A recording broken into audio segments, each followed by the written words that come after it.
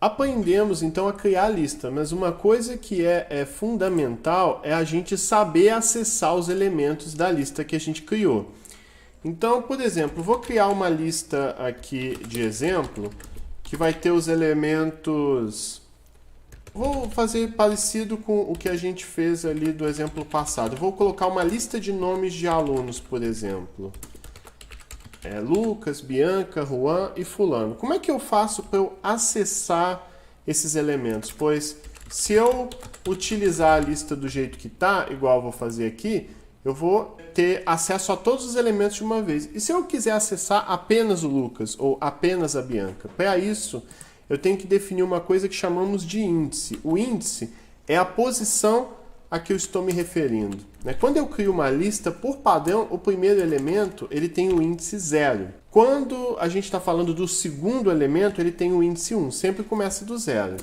O Juan tem o índice ou a posição 2 e o fulano aqui é o índice ou posição 3. No caso, eu vou tratar índice ou posição como sinônimos. Não vai fazer diferença para essa explicação.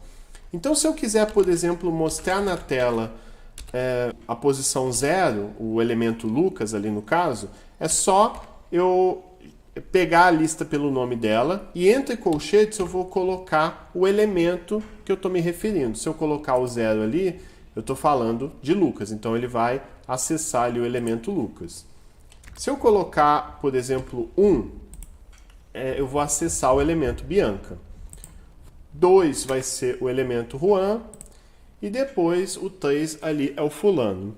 Aqui eu acho que uma coisa que é importante e vai ficar bem claro agora é que, na verdade, a lista é um conjunto de variáveis com um nome só. Então, na verdade, quando eu estou falando de lista exemplo Lucas, lista exemplo 0, melhor dizendo, na verdade esse cara aqui é uma variável. Esse lista exemplo aqui, na verdade, eles são 4 variáveis. Nessa posição 0 você tem uma variável guardando o valor Lucas. Na posição ou índice 1 você tem uma variável guardando o valor Bianca. E assim também para Juan e fulano.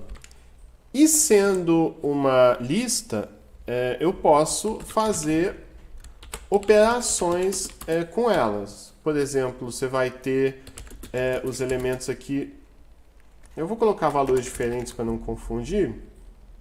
20, 30, 40 e 50. Eu criei uma lista aqui de 4 elementos. Eu posso pegar, por exemplo, a posição 1 dessa lista que eu acabei de criar, que vai ser o 30, e multiplicar por 2, por exemplo. Esse valor aí vai dar 60, porque ele vai pegar o valor 30 que está na posição 1, no índice 1. Então ele vai pegar esse cara, que vai ser o 30, e multiplicar por 2, vai dar 60.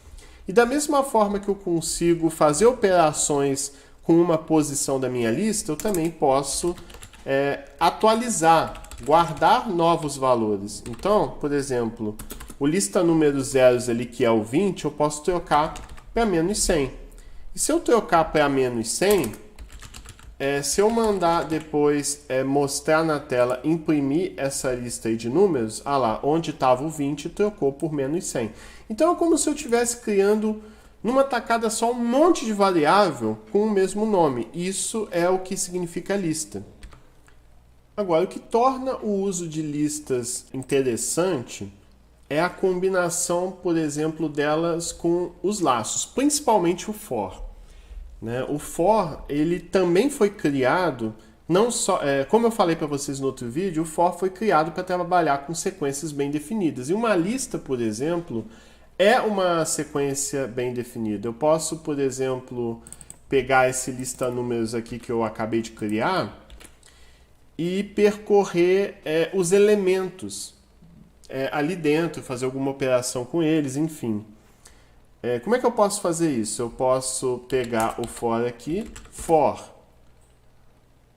de elemento in lista números e imprimir elemento a elemento. O que esse código aqui ele faz? Ele vai, a cada iteração, a cada passo desse laço, ele vai acessar um elemento por vez dessa lista. Essa lista números tem os elementos menos 100, 30, 40 e 50. Na primeira vez que esse for rodar, esse print aqui vai mostrar menos 100. Aí, da próxima vez, na próxima iteração, no próximo passo desse for, ele vai mostrar o elemento 30.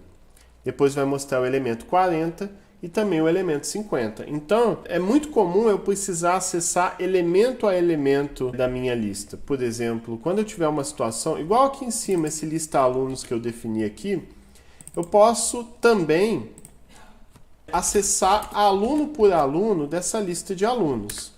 Aí eu mando imprimir, por exemplo, aqui aluno. Esse aluno vai referenciar cada elemento, um por vez, dessa lista de alunos. E aí da primeira vez vai mostrar o Lucas, da próxima vez vai mostrar a Bianca e da próxima vez vai mostrar Juan. E se eu quiser, por exemplo, ver quais são as notas desses alunos, né, no for.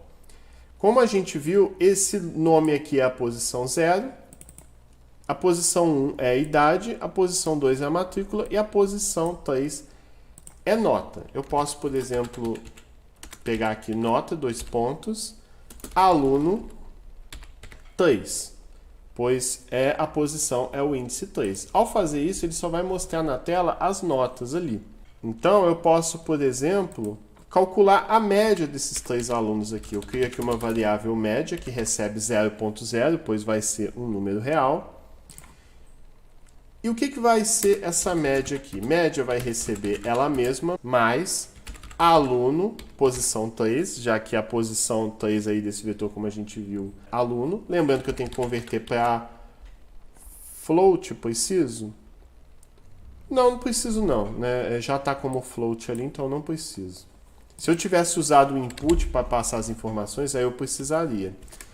E aqui fora, o que eu faço? Eu pego essa média e divido por 3, que é o total de alunos que eu tenho. Ah lá, ele mostrou que a média é 9.8666667. A última coisa que eu queria mostrar sobre acessar elementos de uma lista é olhar aqui, por exemplo, o lista alunos. O lista alunos, como a gente viu, tá lá Lucas, Bianca e Juan. Vamos supor que eu queira saber qual que é a idade do Lucas. Para eu saber a idade do Lucas, eu vou ter que acessar a posição 0 desse vetor, que é a posição dessa lista, que a posição 0 dessa lista alunos é o Lucas aqui. Uma vez eu acessando esse Lucas aqui, eu continuo tendo uma lista, né, já que é uma lista de listas. E aí eu coloco um segundo colchete aqui logo depois para dizer o que eu quero acessar. Se eu colocar 0 ali, vai ser o nome.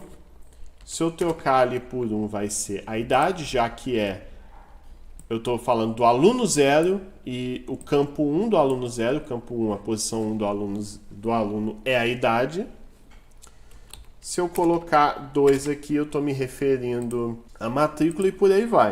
Vamos supor que eu queira trocar o nome da Bianca por outra pessoa, né? Então, eu vou acessar lista 1, já que o segundo aluno, né? A segunda aluna aí no caso é Bianca, e o campo 0 é referente ao nome. Eu vou trocar para Juliana, por exemplo.